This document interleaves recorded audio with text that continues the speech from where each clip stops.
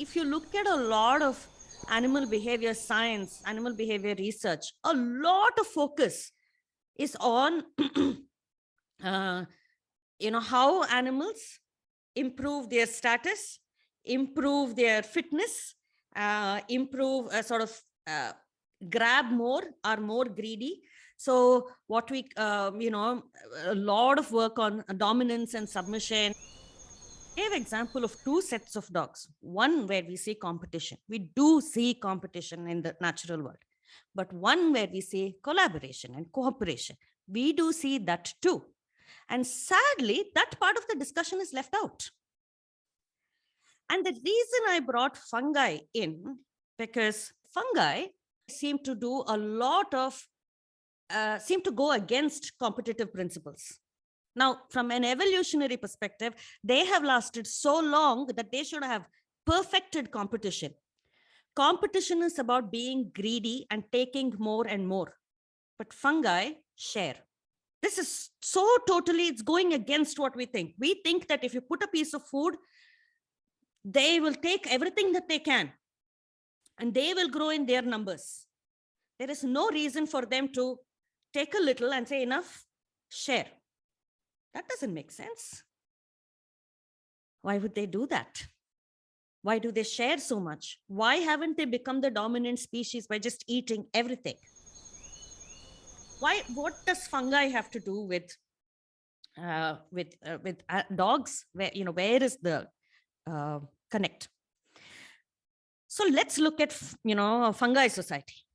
A fungi society that supports each other, that collaborates, that cooperates, that takes care of the less capable. Do we see these kind of societies anywhere? Yes, say it out loud, please. I'm going to say it with our dogs, right? Look at the streeties around us. Yeah. And they're doing all of this. They're cooperating, they're supporting, they're helping the less capable, whether those are puppies, whether those are older dogs, injured dogs, from asking another dog to scratch their back or neck or rump area. So we definitely see this with dogs. We do see cooperation, and when you start thinking about it, you say, oh yeah, I do see cooperation, and we see it a lot with dogs. But sadly, it is not something that's documented enough. It's not something that's studied enough. Then there isn't enough of a vocabulary for us to even express what we're observing. And in the forest group, what was interesting is that it was about 50% male, 50% female. And some of the male members exhibited dominance behaviors. Not all male members, and most of the female members didn't, which means majority of the population did not engage in dominance-based behaviors. Minority of the population did. And yet, and what is the majority engaged in? What are called affiliative behaviors, cooperative behaviors, collaborative behaviors, right? And yet, if you go look at Wikipedia page today, and you can Google it, while we're talking, you will see the word dominance. You will see that repeated. The last I checked, about 8 times on that page. Affiliative, nothing. We are obsessed with, we have been obsessed with studying dominance-based behaviors, that we have completely ignored affiliative behaviors. We don't even know how to study it. And they said that in most of the breeds that they tested, the males were exhibiting more dominance behaviors than the females, except for one breed. It's irrelevant what the breed is. One breed, I can't remember which one, a Sheltie or something like that. And in that particular breed, they said in that the females were looking more dominant. Perhaps what we see is male chivalry. That was very interesting to me. Here was a very, very patriarchal idea where they could not even understand another form of behavior. And so this didn't make any sense. You realize in this that they don't want to give agency to the female behavior. They don't want to give agency to that at all, right? They only want to keep agency with the male behavior. So when the male dominates, that's dominate. And when the male doesn't dominate, that's chivalry. Either which way, I'm the one calling the shots as a male, right? The female. And because affiliative behaviors have largely been seen in females of species, it never got studied. It always got assumed that, oh, you're giving up the fight because you are not strong enough to fight. Never occurred that that was female chivalry. Never occurred that the females were walking away from the fight for good reason. Because if you're talking about survival of the fittest is the one who is alive and didn't fight. So walking away from a fight is a huge part of social collaborative living, but they didn't bother studying it. And a lot of time is spent on negotiating social relationships. Do we see that in dogs? Heck yeah. Heck yeah. We see them do this all the time. They spend such a huge amount of time. I've been observing these dogs that come spend the time outside of my plot, right? And I think about 50% of the time they're napping, and the other 50%, they're busy negotiating social relationships with other dogs. Basically, bulk of their ethogram, when they're not sleeping, they're socializing.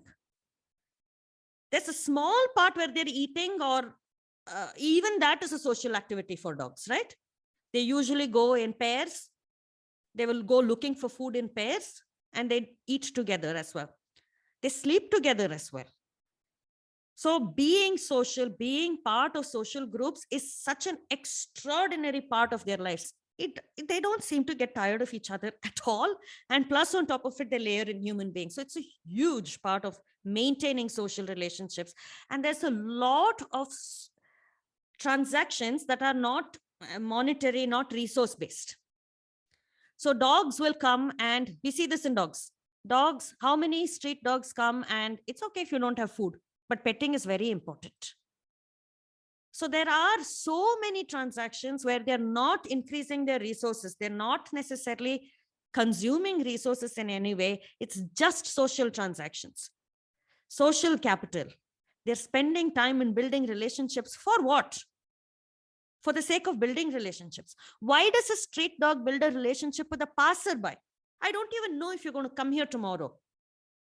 It's just a huge part of their lives. A huge part of their lives are spent just building and maintaining relationships that are non-transactional for the sake of it. We also see them taking care of their old, even when they get nothing out of it. Non-contributing members are taken care of, grudgingly, but still taken care of. Spending time in rituals that are meant for community building is a huge part of their social life. Is it part of dog social life? We don't necessarily know, because we have not bothered to study. We have been so obsessed with who dominates who is submissive, that we haven't bothered to look deeper into, are there rituals? There's forest that my friend has planted here, which some of you may have heard of. It's the term is called Miyawaki forest, which is a very dense kind of a forest plantation that they do with a lot of local trees, extremely dense plantation, more dense than any of us can plant in our gardens and farms. And the reason they plant that close together with all local trees is they say that if you put native varieties together, they know how to compete and collaborate sufficiently. Compete and collaborate sufficiently, right? And I think that balance, where is that balance? What is that balance? How do we even talk about that if we haven't even acknowledged that there's another side? We have been only looking at one aspect of it. We have only been looking at the competitive aspect of it. They both do exist. Competitive aspect of it, however, if that takes precedence, it can get very stressful. So again, going back to the example that Lavani started off with, how then are we going to try and figure out how to socialize dogs if we don't know what the social rituals are. And it's fascinating for me when I see these farmies, the dogs out here. Suddenly one day, they're arguing with each other, and then 10 minutes later, they're all sitting together as if they have a meeting, and they're all hanging out together, even grooming each other. What happened there? Why are they arguing? Why are they sitting together? What is transpiring? If we don't understand that, how are we going to understand what we need to provision for our dogs? Competition is kind of easy to understand. There isn't much to it, right? Whereas collaboration is mind blowing. How collaboration happens is very complicated. But we chose not to look at that in animals. And then we said, oh, they're kind of simple. We only looked at the simple parts. You didn't look at the complicated part. You ignored that part. That's subtle. And it is even something as seemingly inert or immovable as fungi seem to have very complex relationships.